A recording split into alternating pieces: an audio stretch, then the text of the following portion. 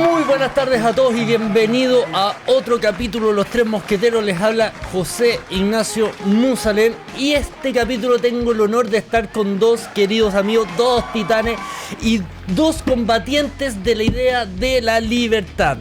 A mi derecha, pero a la izquierda de su pantalla, mi querido amigo personal y abogado, Maximiliano Murat. ¿Cómo está usted, querido? Muy bien, querido amigo José Ignacio. ¿Cómo estás, Víctor? Acá con mucha alegría. Ojo, parece que hay que empezar a poner la platita en otro lado, debajo del colchón, compadre, comprar oro, hacer otras cositas, no hay esas cosas que vengan manotazo y ¡pum! Que diga puto pelado, compadre.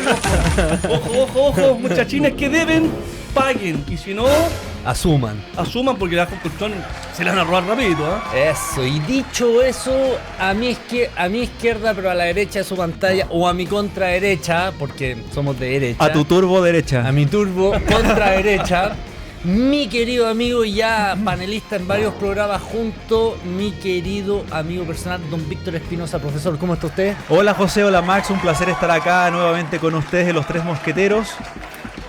Muchas gracias por la invitación. Nada que agradecer, pues querido. Y dado a las contingencias en las cuales nos estamos enfrentando cada día, si esto no para, nosotros pensamos que con Boric había novedades, este gobierno no se queda atrás. Dicho eso, vamos a ver qué está pasando con el cobro del CAE y todas estas personas que alegan que amanecieron con sus cuentas vacías. Y para eso, qué mejor que alguien que sí nos pueda explicar cómo funciona el tema del CAE, del cobro, como mi querido amigo Max.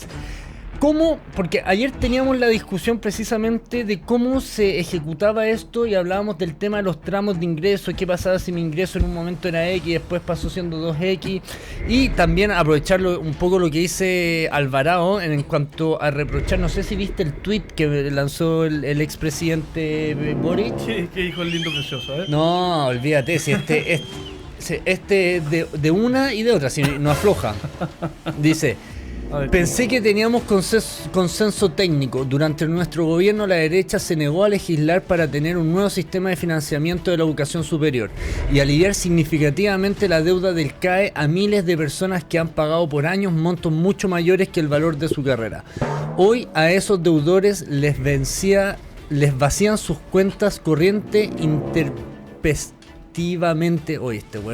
generando graves situaciones de crisis en la economía familiar. Y mientras esto sucede a costa de la clase media, los mismos que justificaban este castigo a familias endeudadas votan en contra de habilitar el levantamiento del secreto bancario, pese a que ya no hay dudas que el crimen organizado ocupa la banca para blanquear y mover sus recursos. ¿Dónde están las...? Oye, ¿por qué puede escribir tanto este hombre, bueno? Debería estar limitado, se supone que X tenía una cierta cantidad. Ya. ¿Dónde están las prioridades? Porque hay inflexibilidad y castigo para familias trabajadoras y sacrificadas que están endeudadas y que sigue siendo permiso con los negocios del crimen organizado con el que todos queremos terminar. Mi solidaridad con quienes hoy ven y viven con estupefacción esta inaceptable contradicción de la política. Las fuerzas progresistas, ya volvimos de nuevo los términos de las fuerzas progresistas, no hiciste nada en 4 años, weón. Las fuerzas progresistas debemos levantar la voz para poner fin a los embargos y vaciamiento de cuentas por deudas de estudio, retomar la propuesta por un nuevo sistema de financiamiento de la educación que sea justo y no una carga eterna. Y por otro lado, continuar firme en la postura de perseguir y golpear en todas las líneas el crimen organizado, en particular en su ruta del dinero. A ver, partamos por refutarlo y dejarlo como mentiroso, ¿ya? Eso me gustó. Partamos. Voy a hacer algo que no hago nunca. Voy a defender al presidente Piñera. Yo lo defiendo. Ojo, yo no. Mira, el presidente Piñera en el primer mandato, en el año 2012, modificó el sistema CAE y redujo la tasa de interés a un 2% anual, que fue extraordinario para toda la gente que tenía esa deuda. O sea, le redujo los intereses significativamente. Siempre y cuando pagara, creo que era dentro de los primeros 10 días. Ya. Limitó también el cobro mensual en esa reforma a un 10% de los ingresos del deudor. Como máximo, porque muchas veces menos. Entonces, no digamos que la derecha y que Piñera no hicieron nada. Después hubo un proyecto de ley en el segundo mandato Piñera, el 2018, que iba a eliminar el CAE, ojo, y iba a extinguir la deuda de aquellos que habían pagado más de 15 años. ¿De acuerdo? O sea, no me diga Boric que la derecha no se ha preocupado del CAE. ¿Ya? porque eso es mentira. ¿Ya? Una vez más habla con un desconocimiento y una ignorancia propia de él. ¿Sí? Y del lema miente, miente que algo queda. Pero si, ¿cuándo dijo la verdad? Ese es el problema. ¿Ya? Ahora, dicho eso, y aquí puedo ser un poquito más duro, dicho eso, las personas que se comprometieron, ¿ya?, a estudiar financiados por un banco y avalados por el Estado con un interés bajísimo, que debiesen pagar desde 18 meses después de egresados, cáchate la ventaja, que puedes pagar entre 5 y 20 años, así te lo puedes prorratear tu deuda. Y además, si continúas tus estudios o estás desempleado, puedes enviar un certificado a la Comisión Ingreso y te congelan durante esos meses.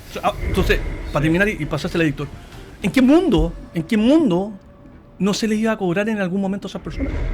O sea, porque en el fondo, y aquí viene otro problema de fondo del gobierno de Boric, y ustedes saben mejor que yo, bueno, mejor que yo, dejaron la caja vacía, ¿ya? Dejaron endeudado al gobierno en miles de millones de dólares, dejaron sin presupuesto para el gasto social, para la seguridad y para todas las cosas. Entonces hay que empezar a recaudar plata. ¿Y qué mejor con los que ya estudiaron, son profesionales, tienen con qué pagar, que paguen lo que deben de hace 5, 8, 10, 15 o 20 años? Bueno, yo estudié con CAE, yo estudié en la Universidad de Adolfo Ibáñez y estudié por un lado con becas de la universidad por notas y por otro lado el CAE, porque si no hubiera podido estudiar ahí. Y efectivamente cuando uno firma el CAE, firma con la dirección y el email y el teléfono de la época, es decir, cuando uno entra a la universidad. ¿Cuál es el problema? Es que algunas personas reclaman que no les notificaron el tema del embargo actual. Sin embargo, responsabilidad de uno que asume una deuda, actualizar los datos. Es cosa de entrar a la Comisión Ingresa y actualizas tus datos. Bien, eso por un lado. Por otro lado, el expresidente Boric miente porque dice que esto afecta a la clase media y a los más vulnerables. No, eso es falso porque es de 3 millones hacia arriba. Entonces no es tal. Adicionalmente, hay muchos políticos y gente del Estado que trabaja en el Estado que no ha pagado el CAE. Y bueno, y está bien que paguen. Hay diputados, ¿eh? Hay diputados, sí. Ojo que hay uno del 9. Mira, el senador Ibáñez, sin ir más lejos. No, hay gente de la farándula, de los realities y todo eso. Bueno, un senador, ¿cuánto gana un senador? Hay diputados republicanos que no han pagado. ¿Cuánto? Pero decía, ese era, ¿cómo se llama el chicoco?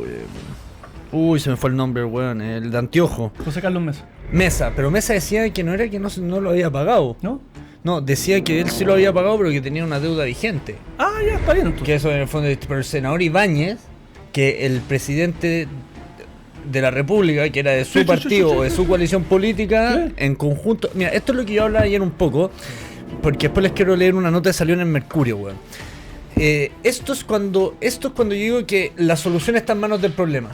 Porque básicamente quienes tienen que legislar nos deja la sensación o ese gustito en la boca de que solamente legislan para su beneficio. Entonces, como el presidente dijo que iba a condonar el CAE, yo dejo de pagarlo porque es mi presidente de mi partido político y cuando toque votarlo no me abstengo, sino que voto a favor o voto como me conviene.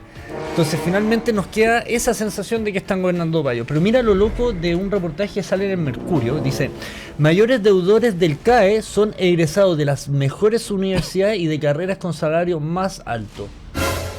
Chuta.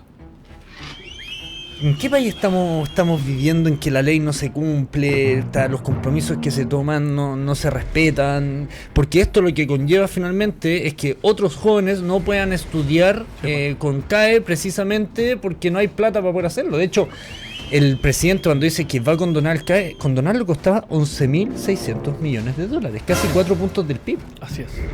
Oye, y para dejar claro el tema, porque todo el mundo ha hablado del tema del CAE en los últimos 2 días, y lo que hizo el Estado, en este caso la Tesorería General de la República, el acreedor de las personas que debían, fue embargar, ojo, los dineros que habían en las cuentas corrientes, ¿ya? No les embargó las remuneraciones, para dejarlo súper claro, ¿ya? Porque hay límites de embargo de remuneraciones y también hay límites de cobro de CAE hasta cierto porcentaje, cierto por cuota. Ahí alguien te puede discutir y decir, oye, la plata que se me descontó era justo lo que se me había pagado, porque claro, no tiene cómo saber, claro. Uno no hace esa discriminación, pues tenías la plata en la cuenta, se te embarga porque no pagaste, pues bueno, si tenés tu sueldo, paga el CAE. Y ahí viene mi segundo punto. Esas personas fueron objetos de un procedimiento administrativo y judicial que duró años. Y por lo tanto, se les notificó la deuda, se les notificó la morosidad. Ellos tuvieron tiempo y plazo para repactar, para posponer cuotas, para renegociar, ¿ya? Si es que se le notificó correctamente, porque ahí puede haber algún error, y ahí Víctor tiene razón, si la persona no notificó correctamente el cambio de domicilio, o si el Estado cometió un error y notificó a una persona en un domicilio incorrecto. Pueden haber casos que hayan errores, como todo en la vida, ¿no? Pero en la mayoría de los casos el procedimiento siguió. Espérate un poco, y duró años. ¿Ya? No es que duró un mes, 2 meses, y al tercer mes te embargaron. ¿Hace cuánto viene esto, más o menos? Hace más de 5 años. ¿Ya? Otros 6, otros 3, otros 4. Entonces, esto es igual cuando tú debías el hipotecario y se te empiezan a acumular las cuotas y las cuotas y las cuotas. En algún momento el banco se aburre y dice, ya sé qué más, se acabó. Voy a cobrar todo, ¿cierto? Y voy a embargar y voy a tomar todos tus bienes hasta donde pueda, según lo diga el juez. Y luego, ¿cierto? Hago efectivo el apremio, ¿no? Que es el mandamiento de ejecución de embargo, que es te tomo algo que es tuyo, me lo quedo, y luego se liquida el crédito, se paga. Sí, además el sistema es súper expedito. Por ejemplo, cuando yo terminé el pregrado y luego me fui a hacer el máster y el doctorado al extranjero, tuve que notificar la carta de aceptación a la universidad, la matrícula, etcétera. Uno lo envía un email y te responden súper rápido. Dice, perfecto, este plan, no sé, el doctorado dura 4 años, bueno, entonces se te va a congelar el pago por 4 años. Lo mismo ocurre en el caso de si tú estás cesante, envías el certificado de que estás desempleado y lo mismo, y se te actualiza automáticamente. Entonces, mucha responsabilidad tiene la gente que está actualmente afectada por este, por este embargo. Tú lo dijiste, yo no sé si lo habrán regularizado, pero el mes de marzo de este año salió una nota en EMOL, no es que lo diga yo, y había una lista de diputados que estaban morosos hasta marzo de 2026, a lo mejor se pusieron al día. Y eran de todos los partidos políticos, había republicanos, habían de Social Cristiano, del Frente Amplio, del PC. Entonces, esto es un tema transversal, excepto los nacionales y libertarios. ¿Cachai? Es un tema transversal, pues viejo. O sea, si el diputado que representa a la gente en el Congreso Nacional para hacer las leyes no da el ejemplo, bueno, ¿quién lo da? ¿Quién da el ejemplo? Ese yo creo que es un tema. El tema es el tema. Yo creo que estamos en una crisis valórica y de principio brutal, en donde de hecho uno lo ve en varias cosas. Vamos a salir un poco al CAE, volviendo al CAE, pero básicamente uno lo ve cuando está en una fila en el auto y veía a las personas por tercera fila saltándose la que están haciendo todos. Lo ves en el supermercado cuando pesáis la comida y hay algunos que pesan, no sé, 1 kilo de tomate y se llevan un pollo, una carne. O sea, en el fondo este mal entendimiento de el vivo. En lugar de que el vivo sea las personas que hacen las cosas bien, que emprendedores, gente que cumple las normas que definimos democráticamente para el funcionamiento del país. Y volviendo a lo del CAE, lo engancho en eso. Yo siempre he dicho que cuando uno efecto y causa, el efecto o la causa es que yo tomé un crédito, el efecto es que tú tienes que pagar el crédito. O sea, yo no más allá, yo sí a mí, yo lo decía ayer, a mí me genera un poco esto de pena por la señora mayor de jubilada, quizás, que le estaba pagando el crédito al nieto, anda a saber tú, y que finalmente como deudora le terminaron cobrando las cuentas. Ahora, parte de que la responsabilidad es de ella. Entonces, o sea, del nieto que estudió debería pagar la deuda. O sea, 100%. Pero acá yo creo que entra otra pregunta de fondo, que es hay que cambiar el sistema. De hecho es raro porque si estudia el niño, ¿cómo va a firmar la abuela? No, pues porque la deuda... Yo firmé el CAE. No, tú puedes firmarla, pero la deuda, por ejemplo, en responsabilidad de pago lo puede hacer otra persona. ¿Cachai? Sí, el tema, mi pregunta es, porque yo creo que este es un sistema que ha sacado a mucha gente de quizás no haber podido tener la posibilidad de estudiar absolutamente nada en la vida. Bueno, ¿y tú sabes cómo era antes? Recordemos cómo era antes del 2006, el 2005, cuando llegó la ley. Antes la gente estudiaba con créditos bancarios de consumo o con el Fondo Solidario del Crédito Universitario, así se llamaba el que existía. Y ojo, era solo para aquellos que estudiaban en la Universidad del Crunch. Era súper limitado, ¿cachai? Y tenían un montón de requisitos que obviamente no los tiene el CAE. Entonces, y la tasa era como de un 8%. Así es, era gigantesca. Después vienen los créditos Corfo para estudios superiores. Pero y acá tenía otro tema. Yo creo que cada uno es libre de estudiar lo que quiera. Lo hablábamos ayer con Víctor en otro programa. Yo creo que cada uno es libre de estudiar lo que quiera. Pero no me pueden hacer responsable a mí como ciudadano, como sociedad civil, de la decisión que tomó la otra persona de estudiar X carrera y, por ejemplo, algo que se usa mucho, que no tenga campo laboral. O sea, esa weá no es responsabilidad de los chilenos, pues, weón. Si a vos se te ocurrió estudiar, no sé, pues, fotografía de las palomas y no hay mercado para la fotografía de las palomas, bueno, es una decisión tuya, hazte tu cargo, weón, de lo que decidiste estudiar. O tenés que trabajar en la Plaza de Armas. Claro, lo que pasa es que sabéis que siento que cada vez hay más obligaciones por parte del Estado y menos obligaciones por parte de los ciudadanos. Eso sí. ¿Cachai? Esa sensación como de que no tienen deberes. Claro. No, solo obligaciones por parte del resto, pero ellos no tienen ningún deber, no tienen ninguna obligación de nada y son todos víctimas del sistema y todos son perjudicados por la clase política y todos los malos siempre son los políticos, que en parte estoy de acuerdo, pero en parte no también, porque acá hay decisiones personales tomadas de cada una de las personas. Sí. Pero igual la reforma que hizo el presidente Piñera en el 2011 ¿fue? 2012 o 2012. Ahí plantea que si uno está desempleado puede presentar y se te cancela el pago por ese periodo mientras está cesante. Yo les digo qué es lo que se tiene que cortar ahora. El primer bloque de los tres mosqueteros y ya estamos de vuelta con estos tremendos titanes. Un corte y ya volvemos.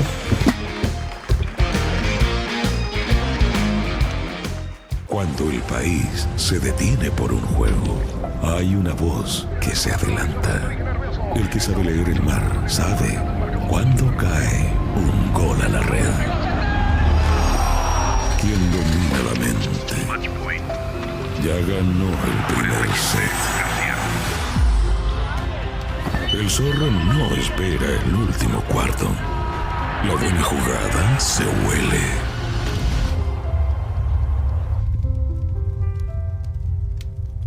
Un viejo zorro no apuesta por suerte, apuesta sabiendo. Sabes, apuestas, ganas. Regístrate la Tanduin.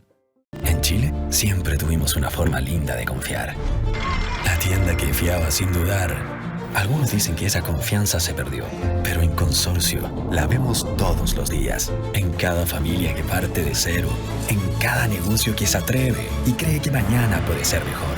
Porque la confianza se cuida, se acompaña, se sostiene. Y eso es lo que hacemos con nuestros seguros, banco e inversiones. Tu confianza nos mueve. Consorcio, 110 años contigo.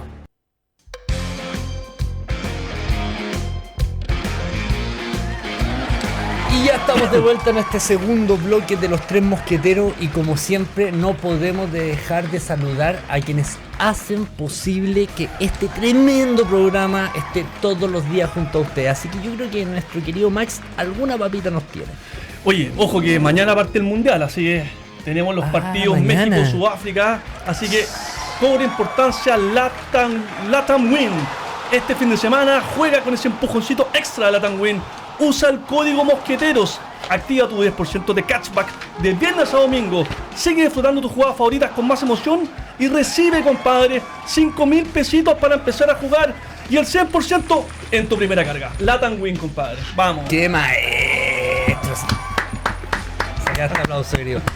Y por supuesto que no podemos dejar de mencionar, a mí esto me pone feliz, este auspiciador, porque me van a creer que lleva más de 110 años en el mercado. Y bien, sí, me refiero a nuestro querido Banco Consorcio, porque en Consorcio hace más de un siglo protegemos los sueños de las personas con nuestros seguros, banco e inversiones. Tu confianza nos mueve. Consorcio, 110 años con ustedes, mierda, chica. Eso, mierda. Qué increíble, weón. Oigan, yo creo que ya el tema del CAE es lo que es. Estamos como estamos nomás y se tiene que ejecutar nomás lo que dicen los tribunales y se tiene que cobrar a todos los que fueron incapaces de ponerse al día. Me gustaría que... Yo pensé que este ya era un tema medio superado, pero... Claramente del PC nos podemos esperar absolutamente cualquier cosa. Y CAS critica proyecto del PC que busca derogar artículo de la ley Naín Retamal. Nos opondremos, dijo el presidente. El presidente José Antonio Kast respondió a través de las redes sociales X a la presentación de un proyecto de ley impulsado por el Partido Comunista que busca derogar artículo de la ley Naín Retamares, normativa vinculada al actuar de las policías. El mandatario defendió el rol de Carabineros de Chile afirmando que el Ejecutivo ha respaldado y seguirá respaldando con toda la fuerza de todos los chilenos. En esa línea agregó que el gobierno se opondrá a todos los proyectos que buscan quitarle las garantías y herramientas que necesitan para combatir la delincuencia y el crimen organizado. La iniciativa fue presentada por las diputadas del partido con Lorena Pizarro, oye, qué persona más nefasta, y Natalie Castillo, y plantean sanciones para funcionarios públicos que, abusando de su cargo, permitan o no detengan la aplicación de apremios ilegítimos o tratos degradantes en línea. O sea, básicamente estamos volviendo a que el carabinero es el culpable de las cosas y no el que sale a destruir, el que sale a marchar, el que sale básicamente a creer que esta concepción de la protesta les da derecho a poder destruir la infraestructura tanto pública como privada. Primero, ¿cuál es la posibilidad que tienen de que esto se discuta? Y segundo, ¿el presidente lo puede vetar de entrada? ¿O tiene que esperar un proceso para el veto? A ver, este es un proyecto de ley, partamos de esa base, por lo tanto tiene que ser aprobado por la Cámara de Diputados y por el Senado. Después, si es que pasa esos dos escaños, que yo creo que no los va a pasar, el presidente de la República tiene derecho a veto y por lo tanto podría o derogar parte de esa ley o completamente la ley o agregarle el veto auditivo, alguna otra norma, alguna otra párrafo, inciso que mejore el proyecto de ley. Eso lo puede hacer. Ahora, yo encuentro que esto es absolutamente contrario a lo que viene sosteniendo la parte política con nuestros carabineros y con nuestra PDI. ¿Por qué? Partamos para discutir de qué se trata la ley Naín Retamares. No sé si se acuerdan de ella. Sí. Esto fue a partir del estallido delictual, cuando ocurre el estallido delictual y cuando empiezan toda esta persecución a los carabineros, a los miembros de ejército, a la PDI por controlar el orden público, ¿cierto? Sí. Entonces había mucha discusión por parte del Instituto Nacional de Derechos Humanos y por parte del Consejo de Defensa del Estado, ojo, que fueron enemigos acérrimos de carabineros, sobre la legítima defensa. Porque muchos carabineros, controlando el orden público, actuaron en legítima defensa. O sea, si te están disparando de ida y estaba en peligro tu vida, tú podías, ¿cierto?, hacer uso de tu arma de fuego y repeler el ataque. ¿Se entiende, no? Sí, perfecto. Y como habían muchas dudas respecto a esto, y habían jueces como Urrutia y fiscales como Lachón, no aplicando correctamente la actual norma legítima de defensa del Código Penal, ¿qué pasó?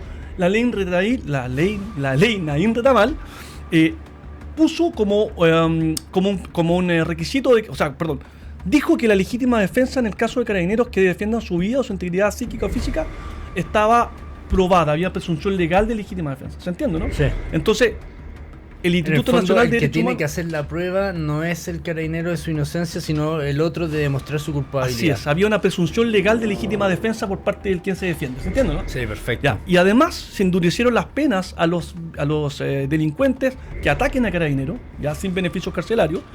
Y además de eso, se permitió también que los carabineros que estaban siendo objeto de estos juicios no se les suspendiera inmediatamente sus funciones y pudieran seguir trabajando. Ni su remuneración. Exactamente. Entonces, esa ley Naín Retamares realmente puso las cosas en su lugar. Presunción correctamente respecto a la legítima defensa, no suspensión respecto al cargo hasta que se declare culpable la persona, si es que es así, y un endurecimiento de pena respecto a los victimarios, ¿ya? Eso está bien. Entonces la pregunta es, ¿por qué la quieren cambiar? Porque no les beneficia. Bueno, la respuesta es que el Partido Comunista no cree en la democracia, entra ella para destruirla, son mentirosos, son empobrecedores, están a favor de la delincuencia, de golpear a la gente que piensa distinto.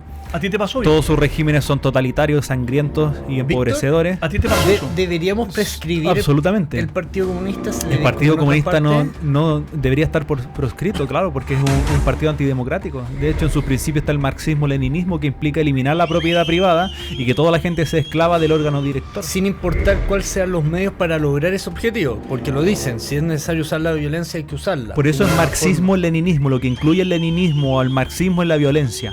Acelerar este proceso que según ellos es la transición hacia la dictadura del proletariado a través de la violencia. O sea, básicamente, y aquí me ha salido un poco, pero el Frente Amplio debería entrar dentro de la misma categoría, porque finalmente vemos, por ejemplo, cuando escuchamos a diputados, senadores o expresidentes de la República gritándole a militares en la cara y no tienen derecho a estar ahí, que la revolución y la lucha, el saltarse los torniquetes y el que no baila no pasa, que al final son situaciones en las cuales no definimos como democracia para el funcionamiento del país. Hay un mecanismo, que yo creo que ustedes lo saben, que es si algún parlamentario, ¿ya? Fomenta la violencia política o fomenta, ¿cierto?, el incumplimiento de la Constitución y las leyes, puede ser presentada una solicitud al Tribunal Constitucional para su remoción. ¿Y por qué no se hicieron con todos estos parlamentarios, como por ejemplo la senadora Campillay, cuando decía que que tenían derecho a salir a quemarlo todo? Se dio derecho. O se dio con derecho. Grau cuando dijo Pacos criminales, el pueblo de Chile tiene todo el derecho a odiarlo, y terminaron siendo ministros. Se debió derecho. O sea, te lo ¿Y digo. dónde de está la frente. clase política? No lo sé. Pero se dio derecho, esa herramienta existe. Por ejemplo, ¿por qué se destituyó a la senadora Allende? Porque ella incumplió la Constitución. ¿Se acuerdan, no? Sí, por la casa. Tratando de comprarse la casa, ¿no? De venderla. Ya, pues, y el Tribunal Constitucional la removió de su cargo. ¿O me equivoco? ¿No? Sí. Ya, pues, y cualquier parlamentario que incumpla la Constitución o las cláusulas democráticas pueden ser llevados al Tribunal Constitucional para su remoción. Acuérdate también que creo que hubo un caso del diputado Gutiérrez, cuando no sé qué, hubo un tema con unos niños que dibujaban un asesinato del presidente Piñera, ¿se acuerdan, no? Sí. ¿Tú te acuerdas de eso? Sí. Y se llevó al Tribunal Constitucional, pero no fue removido. O sea, eso es democrático. Mira. Incentivar a que niños dibujen el asesinato del presidente Piñera.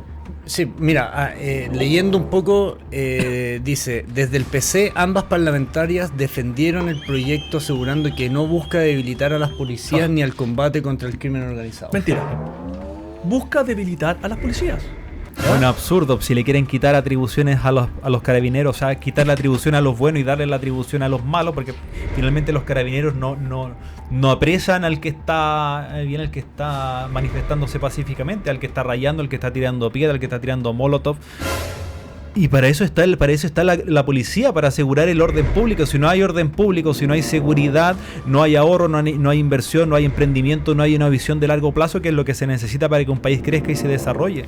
Por lo tanto, todas estas propuestas a favor de los delincuentes, del Partido Comunista y del Frente Amplio, porque estoy seguro que el Frente Amplio apoyaría esto, como se opusieron a todas las leyes de seguridad en el gobierno de Así Boric. De hecho, la votaron en contra de la ley Retamal, para que sepas. Sí. Sí, y lo mismo con el tema de las pensiones de gracia a los delincuentes que le dieron, también todos querían mantener a los frente amplistas y comunistas. De hecho, dos cosas. La ex ministra del Interior, Carolina Toá, tuvo que salir a primera hora a promulgar con el presidente la ley porque sabía que su gente la iba a votar en contra, no votarla en contra, sino que iba a ir al Tribunal Constitucional. Segundo, yo no entiendo en qué momento pasamos o se malentiende lo que es protestar. Martín Lutero decía que a la gente le decía en esta lucha que tenían con la Iglesia Católica, que protestar es pro, a favor, y testar, hablar. Habla a favor, en contra de lo que crees que está mal.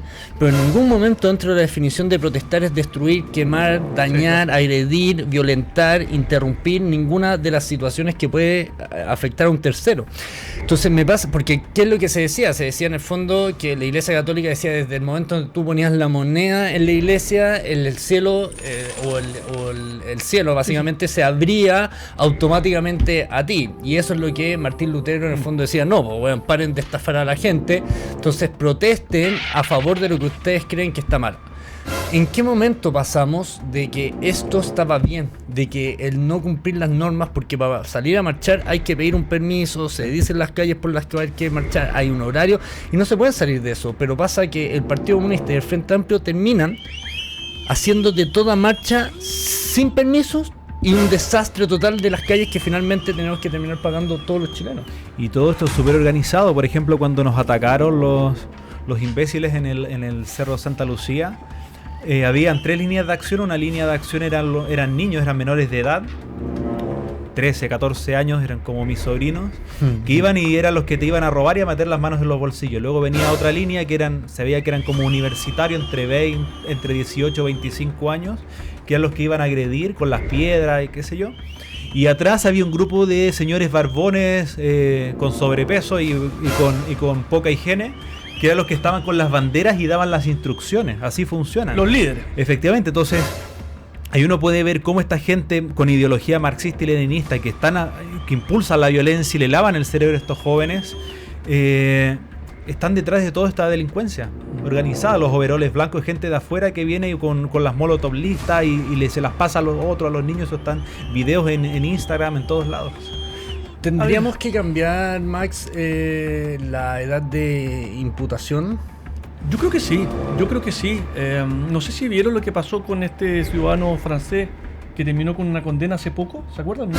Y lo mataron en la casa a partir de un robo. No, pero... Bueno, hace poco salió esta sentencia, hace 3-4 días atrás. Habían 2 menores de edad y después de la muerte de esta persona, el menor de edad quedó con 5 años de reclusión.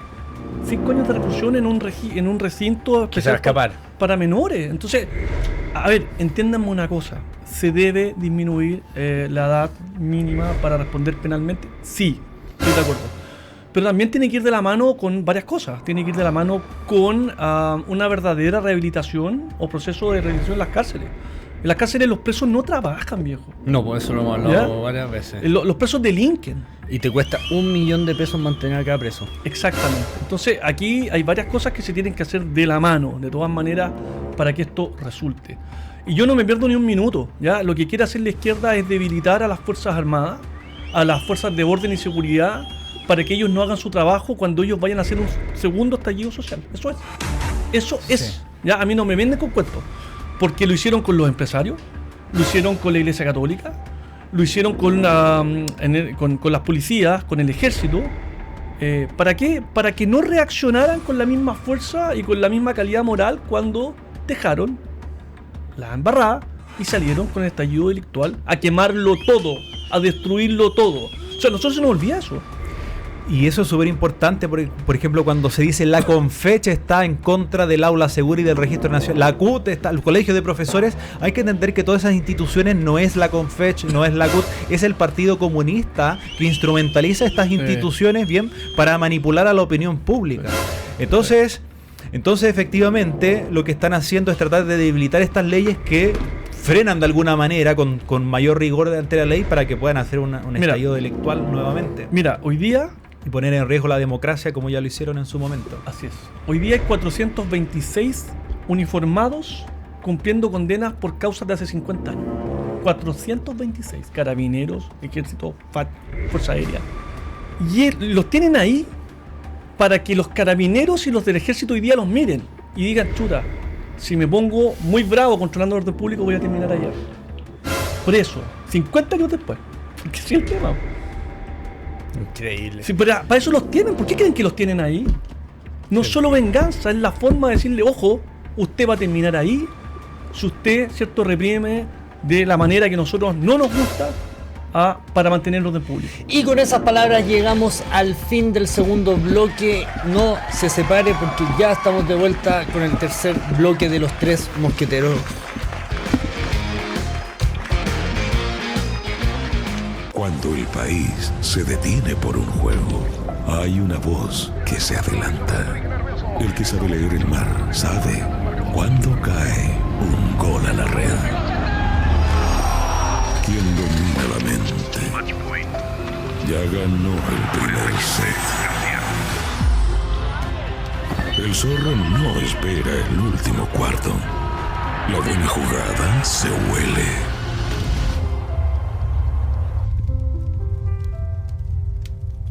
Un viejo zorro no apuesta por suerte, apuesta sabiendo. Sabes, apuestas, ganas. Regístrate en Latam Nubin. En Chile siempre tuvimos una forma linda de confiar. La tienda que fiaba sin dudar. Algunos dicen que esa confianza se perdió, pero en Consorcio la vemos todos los días. En cada familia que parte de cero, en cada negocio que se atreve y cree que mañana puede ser mejor. Porque la confianza se cuida, se acompaña, se sostiene. Y eso es lo que hacemos con nuestros seguros, banco e inversiones. Tu confianza nos mueve. Consorcio, 110 años contigo.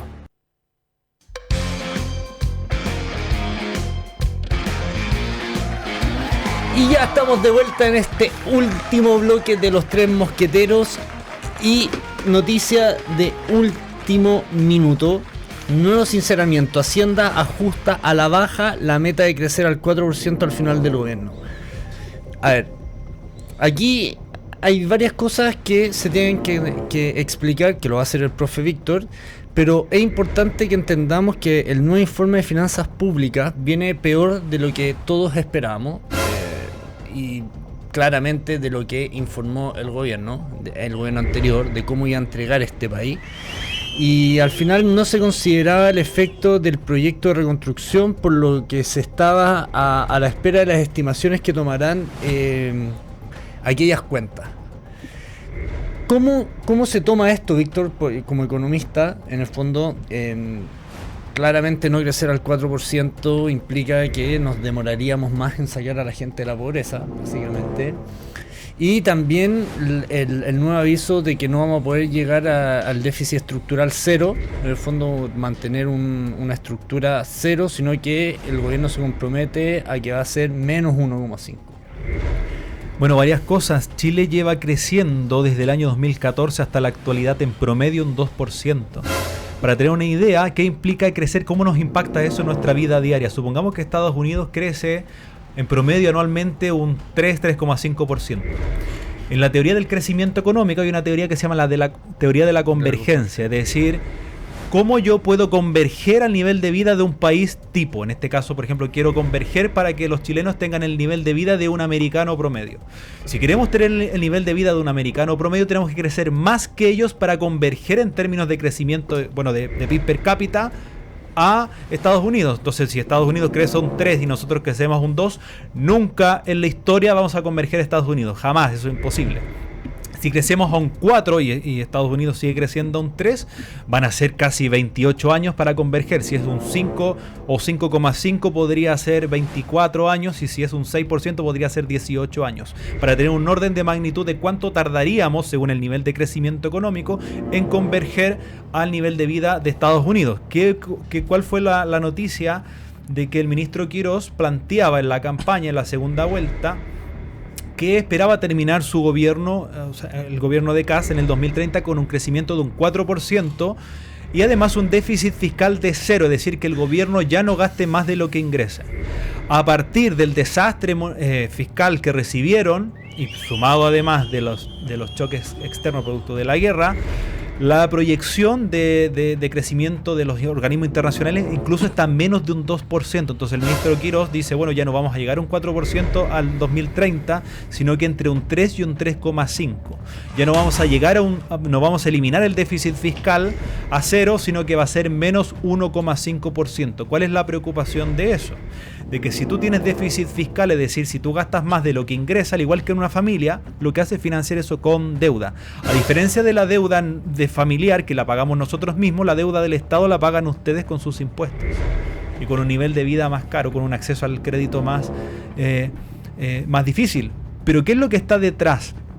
La irresponsabilidad fiscal que entregó el gobierno de Gabriel Boric, liderado por Mario Marcel, que escapó como una rata de un barco que se hundía, y su peón, que fue Nicolás Grau, el tonto útil. ¿Por qué? Perdón, esto es crítica política, para pararte las querellas. Estamos en la crítica política. ¿Por qué? 100%. Porque Mario Marcel en el 2024 dijo, el 2025 vamos a tener un déficit fiscal de un 1,1. Llegó el 2025 y fue 1,8. Después Nicolás Grau, cuando llegó, dijo no, va a ser 2,2. Después dijeron no, va a ser 2,5 y terminó en, afírmense, 3,7% de déficit fiscal.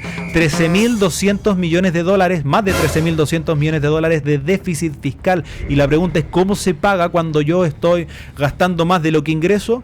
Con deuda. Y eso te ralentiza la economía y todos los problemas que ya hemos comentado. Porque finalmente, yo esto lo repito siempre, nosotros estamos donde estamos por la toma de decisiones de la clase política. Aquí sí que no hay ninguna responsabilidad de la sociedad civil. Básicamente, no hay ninguna responsabilidad de la sociedad civil de que los burócratas hayan tomado la deuda de tener. Es que la sociedad civil elige a esos políticos. No, me refiero a... Sí, pero yo nunca, desde que tengo uso de razón, he escuchado a un político decirme, ¿sabe qué? Voy a endeudar el país. llegan al poder y lo hacen. De todas maneras. Y eso lo venimos viendo, y esto es lo que produjo básicamente, y aquí en esto quiero que entremos un poco, Max, ¿Ya? Dígame. porque básicamente todo esto parte, y a mí nadie me va a decir que no solo del 2014, que es cuando la expresidenta Bachelet hizo todas las reformas que terminaron estancando este país. Chile viene teniendo déficit fiscal continuo, salvo par de periodos desde el 2008, desde la crisis subprime. Y desde la crisis subprime es que hemos venido constantemente por terremotos, por tsunamis, etcétera, gastando más de lo que nos entra. La diferencia es que antes eran por situaciones excepcionales. Ahora se está volviendo permanente. Y esa permanencia viene desde el gobierno de la expresidenta Bachelet. A ver, absolutamente de acuerdo. Hay cierto margen que uno puede tener como gobierno para endeudarse por una catástrofe natural, por una situación excepcional, imprevisible, irresistible, que es lo que es un caso fortuito. O porque hay un crecimiento demasiado exponencial, por ejemplo, la inmigración ilegal descontrolada, ¿no? Claro. Y entonces luego tú tienes que gastar un poco más de recursos en materia de educación, salud, vivienda. Eso está dentro de los posibles.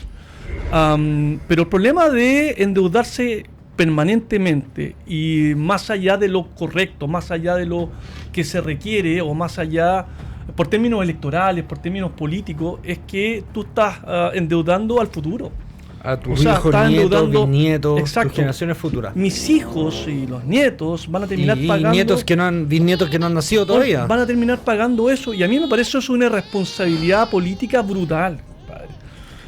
Entonces, yo creo que debiesen haber mecanismos más efectivos para poder controlar esto, porque pregunto, aparte de la acusación constitucional, porque en el fondo aquí hubo dolo y mala intención, ¿cierto?, en disfrazar la cifra, equivocarse en la cifra, todo lo que ustedes quieran, pero más allá de eso, que en el fondo, y voy a ser súper simplista, bueno, y si se acusa y condena a Grau en el Senado, ¿qué le va a pasar? Nada, va a quedar 5 años, espéreme. De hecho, Sí, sin ir más lejos, pero 5 años. Proboste. Es que ese Y es ahora el es punto. senadora. Es que ese es el punto. Va a estar 5 años sin estar en cargo público, después si quiere vuelve. Pero, por ejemplo, si se aprueba la acusación constitucional contra Grau, él tendría que dejar sus labores en la Sí. Facultad de Economía y Negocios Sí. de la Universidad de Chile. Le haría un gran favor a los alumnos de la FEN de la Universidad de Chile. Pero no les pasa nada, pues, viejo. Entonces, Imagínense un profesor, un keynesiano que vio la restricción de presupuesto enseñando cómo poner las cuentas fiscales Espérate, en claro, orden. pero- Un delirio. no, y después se va a ir a otra universidad privada y va a ganar lo mismo. Si aquí no pasa nada. Entonces la pregunta que nos hace es, ¿por qué no hay sanciones más drásticas para aquellas personas que actúan de esa manera responsable? Por ejemplo, yo siempre he propuesto, siempre he propuesto, como fui como candidato a diputado, lo propuse, ¿no? ¿Por qué la acusación constitucional no tiene como efecto final la inhabilitación perpetua para cargos públicos? Estoy O sea, completamente perpetua. de acuerdo. Si te mandaste una embarrada de esa envergadura, ¿por qué 5 años después puedes volver a estar en un cargo para volver a mandarte esa embarrada? Víctor, aquí hay un tema porque ambos tenemos como visión la reducción del Estado. Sí. O sea, los tres en verdad. Así es. Y la reducción del Estado no de una manera tonta y a loca, sino esto que llamamos el elefante lleno de grasa, incapaz de llegar y reaccionar a las cosas. Y sin ir más lejos, por ejemplo, en el tema de los incendios de Valparaíso de Viña, Sí. llegaron primero la sociedad civil. Nadie fácil llegó primero con baño y todo antes de lo que pudo llegar el Estado. Pero básicamente nosotros tenemos propuestas más o menos de cómo hacerlo. Mi problema acá viene con lo siguiente, porque se supone que la ley de presupuesto me autoriza solamente a poder redestinar el 3% del presupuesto. Para poder bajar los ministerios tiene que pasar por ley. Sí, claro. Por ende, nuevamente volvemos a que la solución está en manos del problema. Porque la solución está. Sabemos cómo se tiene que hacer y sabemos cuál es el costo. El tema es que yo creo que esto está tan envenenado por las redes de la mala política que finalmente es imposible avanzar en esto. ¿Cómo lo haríamos? Es que obviamente si yo soy ministro y tengo todo un equipo que depende de mí, burócratas, qué sé yo, en sueldo de por vida, ¿qué incentivo tengo yo a decir, ¿sabe qué? En verdad lo que yo hago no tiene ningún impacto y solamente sirve para derrochar dinero? Nadie va a decir eso. De hecho, por ejemplo, eso es uno de los problemas que está teniendo Milei en Argentina, de que él quiere cerrar el Banco Central, pero el presidente del Banco Central dice, no, que mi institución es indispensable. Pero tú hiciste una propuesta, Víctor, Sí. de cuántos ministerios se pueden reducir, cuánto nos ahorraríamos. Sí, Cuéntalo para que la gente se haga una idea Sí. de la dimensión de lo que es poder hacer estas reformas y lo importante y por qué es tan importante hacerlo. Claro, por ejemplo, nosotros en el programa de la campaña anterior del año pasado propusimos reducir los ministerios de 25 a 9 con o sin reforma legal. ¿Cómo? Porque la ley de presupuesto te da una orientación sobre el número de funcionarios, de vehículos, etcétera. Te da un marco mínimo, claro. Y en general todos los ministerios están pasados 200 o 300%. Entonces ya solo con eso puedes reducir bastante y no nombrar los ministros, o sea, no nombrar 2 subsecretarios, sino que nombrar uno, no 2 ministros o 3 ministros, sino que uno, unificar áreas. Entonces eso en nuestro cálculo, que estaba a cargo de Samuel Valenzuela, nuestro amigo en el otro canal, y Oliver Dorfer, se podía ahorrar alrededor de $3.000 millones solamente con la reducción de 25 a 9 y las subsecretarías de 40 a 20 como la canción. Sin pasar por ley. Sí, sí, solamente reestructuración con el mínimo que te exige la ley de presupuesto. Mira lo importante de lo que te está diciendo Víctor, que la deuda que va a tomar el presidente ahora y el ministro Quirós es por 6.200 millones. Ahí hubiese tenido 3.000 millones para no tener que endeudarte en $6.000 millones. Sí. ¿Qué más? Por ejemplo, hay 81.000 personas con multicontrato en el Estado, es decir, que tiene hasta 5 contratos. De hecho, esos datos son públicos. De hecho, yo los mostraba y teníamos el Excel con ¿Cuánto suma eso? Con la gente eran como 1.500 millones de dólares. Vamos sumando. Entonces había, por ejemplo, una persona que trabajaba en una municipalidad, en una gobernación, en un hospital, en un CEFAM, tenía hasta 5.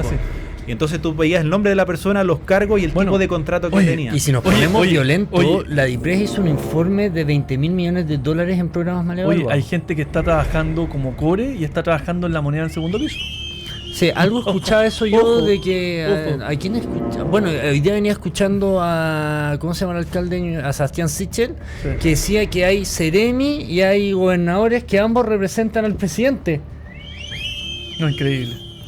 Y también, por ejemplo, había un paquete de programas que, por ejemplo, a octubre del año en curso habían gastado solamente un 30% del 100% del presupuesto, y en general cuando uno miraba hacia atrás cómo se comportaban esos programas, entre noviembre y diciembre se gastaban el 70%. Bien. Para darle cumplimiento y que no te bajen el presupuesto que tenéis para Claro, porque año. En el Estado, por ejemplo en el sector privado, si yo gasto menos de mi presupuesto para generar valor, me felicitan y me dan un bono. En el Estado te felicitan si te gastas todo. De hecho, yo siempre he dicho que la gran diferencia entre el Estado y lo público es que nosotros en el Estado somos medidos por eficiencia y eficacia. Claro. En lo público es por el cumplimiento del presupuesto. Efectivamente, por gastárselo todo. Y parece que hoy en día también por endeudar más al país, porque vemos en Codelco cómo pagan con mentiras, los PMG por no cumplimiento también, o sea, por cumplimiento de metas paupérrimas también. Claro, los PMG tienes entre 800 y 1.000 millones de dólares.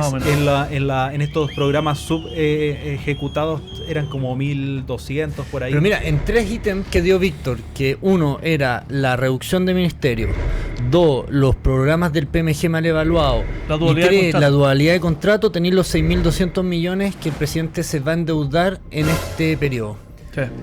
Sí, ¿cuál es el problema? Es que otra cosa es con guitarra. Entonces el ministro Quirós, yo sé que tiene clarísimo todo esto, porque esto lo conversamos en persona. Yo le entregué un documento con el detalle, tal como me lo solicitó. El tema es que tiene conflictos internos dentro del propio oficialismo, que no quieren reducir ministerios, que no quieren reducir subsecretarías. Hay poteo político. ¿Por qué? Porque como dice Max, la solución misma gente del oficialismo tiene multicontrato. Entonces, ¿qué alternativa tiene? ¿Viste por qué tiene que llegar un outsider a arreglar todo esto y no puede ser por parte de la misma clase política? Porque finalmente están casi todos involucrados, Así es. Porque hay algunos que se salvan como la gente del Partido Nacional Libertario. Bien. Eso que hasta el momento no se han visto envueltos en absolutamente nada.